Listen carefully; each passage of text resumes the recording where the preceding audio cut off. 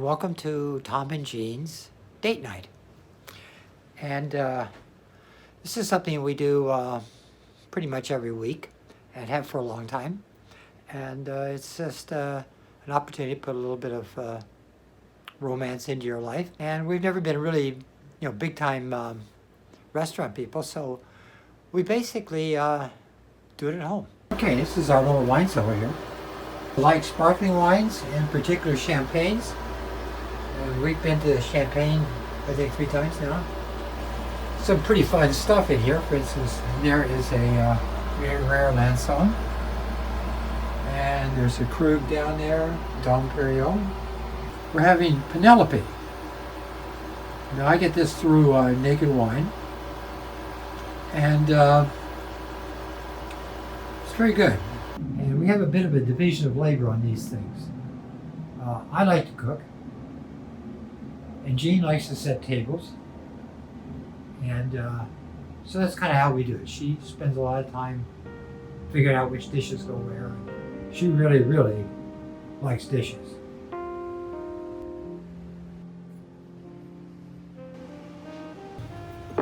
White shrimp, fresh caught in the area. Asparagus is a little disappointing this time of year. We're going to ride along with the dinner here. This is what we're going to cook the shrimp in. Got some oregano on there, some peppers, the asparagus. We'll put the eggs in there. Brings up our next discussion later tonight. We'll both drink to that. It's good, huh? The reason we do this is to, kind of, first of all, spend time with each other and sort of, promote a little bit of romance. And just about everybody who studies seniors and aging agrees that by maintaining intimate relationships, it's very, very good for your health, both your mental health and your physical health, particularly in men. 20-year-olds or 22-year-olds, you say, yeah, we still have sex. They go, oh, God, you're so old, not paying attention to that crap. I think you have to spend the time, and of course, the biggest killer of sexual appetite and sexual attractiveness is excessive weight. Exercise, good diet, and time will result in better quality of life, shall we say. Well, one thing I've noticed during the pandemic that people are not taking care of themselves. And I know that you can't go get your hair done, but you can wash it and put it in a ponytail and you can put some lipstick on. And it's like everybody's kind of given up on how they look. And I think that it's important to exercise and to keep yourself up, do all the things that you normally do for grooming. And how you dress and everything, still do it now. Even though you're at home, you feel better when you do this instead of staying in your pajamas all day. Oh, we keep ourselves up. Now the house is falling apart. Well, we have to move the furniture all around all the time because we were filming in different rooms, but now we settled on one spot. Settled on one spot, and it's a little bit easier. But still, there's lights everywhere, and yeah, and at the end of the day, you put everything back, but you got to do it again the next day. And of course, prior to COVID-19, we did these classes in medical facilities. And if you go on our YouTube channel, you'll see some of those that came from a place called CareMax, and they still show our old ones. So and they say they're live. Yeah, that's right. So we go on live every day at 11:30 in 2 different spots. So if you happen to notice that we're live in 2 different places, we're pretty special to be able to be in 2 places at the same time. We defy the laws of quantum mechanics. And we would even do it in our house. We didn't have to go out all the time. So let me see what show you what it looks like now. Okay, these are the shrimp, and there's the asparagus with the Belgium, whatever you call it, sauce that we ate one time in Belgium, and I've been trying for the last 2.5, 3 years to duplicate it. So we'll see how it goes. And like I say, the asparagus weren't very good. It's the wrong time of year for Yeah, they're very asparagus. thin. And they're Very not thin and a little weak. Theoretically, it was the neighborhood of Modigliani, who lived in, at those times they were kind of rundown places. And there was a restaurant on the corner that he used to go to and have coffee. Evidently, he didn't have any money, so he couldn't afford anything else. I don't know if that's true or not, but they had all kinds of his paintings, copies of his paintings. So we went to dinner there a couple of times. In my opinion, it was kind of over the top for what you got. Well, I love asparagus, and I ordered asparagus because I knew it would be really good there when it was the right time of year. But it was this really big asparagus, and it was incredible, absolutely incredible. It was, but the bill just for the asparagus was really expensive.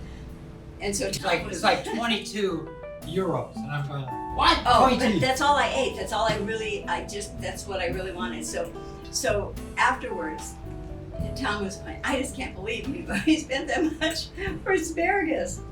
And then, So then we're watching the documentary on Macron, Ascent to Power in France. They don't do politics like we do. It's much more, it's just another day in the life. It's not like consume you for 2 years like it does here. He won the election, and so he took his entire staff out, which is about, I guess, 17 or 18 people, as opposed to 17 or 18,000 people over there. So he took them out, and they went to this same restaurant, and I'm sitting there going, oh, I can't believe it, Anyway, that's our story on restaurants. so now the next time we went though, he was just, oh, let's eat there. Which was really funny. They're really pretty good. The asparagus isn't as bad as I thought. It's really good. Did they watch you make it? Did they watch you make the shrimp? I just saw part of it. The shrimp is really good. One of the things which we hope to do with the channel, if you go on the channel, it's a YouTube channel now. You notice there's a lot of things on there. And we were in the movie business for 20, 25 years. So there's a lot of that on there. And I didn't really want to start a whole new channel because I didn't want to throw that away.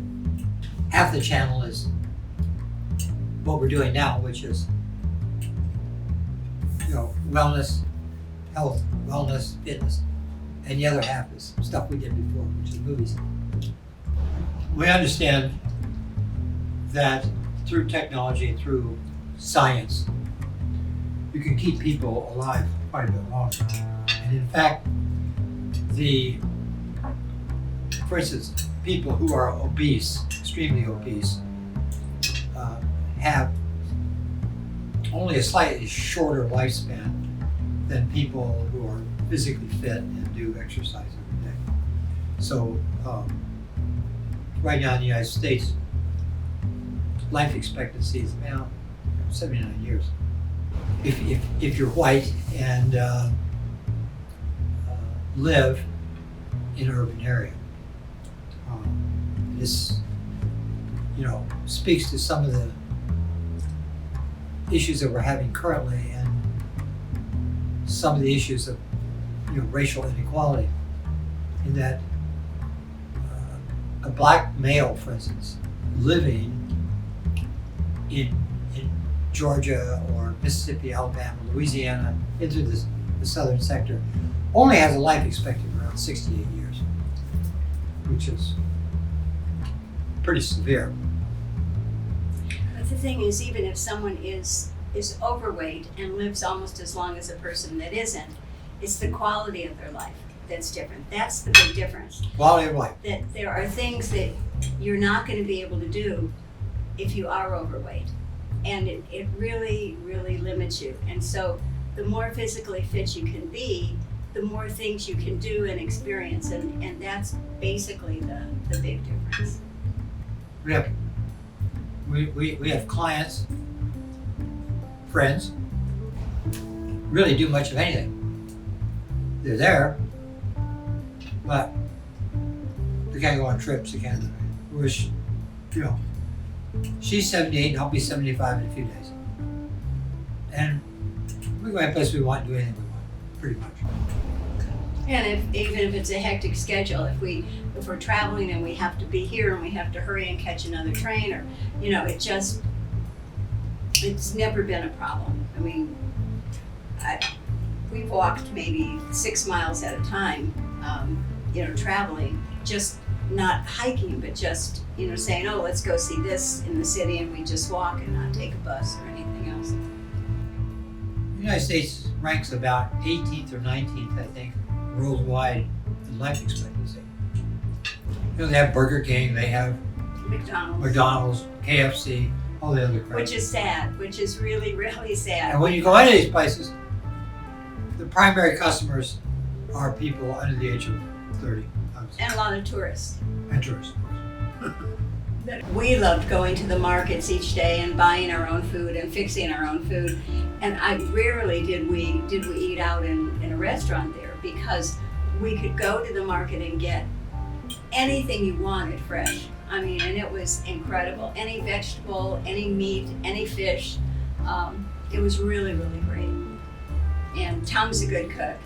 I used to do all the cooking until I had one job that I worked a lot of hours, and he started cooking a little bit. And I just thought, well, this is really great. I think he can continue to do this. Actually, we have an anniversary coming up in October. We do. Our 45th wedding anniversary.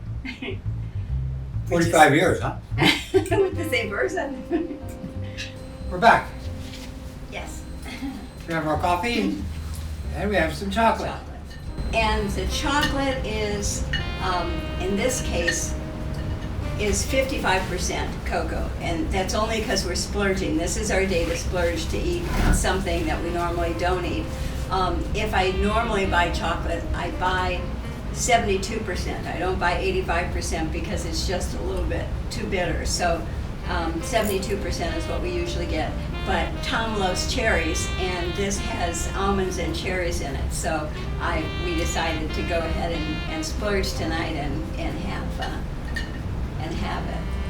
It's really good. One for the channel. Also, too, I've remastered a movie that we made in 2006. 6? Yeah. We made it in a warehouse in West Hollywood, California. That's right. Upstairs in a warehouse. Downstairs was a punk rock shop. And of course those guys made a lot of noise. It made it almost impossible to shoot. So we, not really knowing too much about the actors we had hired when we went out there, we had food catered, and not really expensive food, but it was okay. And of course, all the actors are vegetarians. Or on any kind of special diet. One person would come with a bag of cauliflower and eat it all day. She ate cauliflower all day. Another one had like some granola type thing that they ate.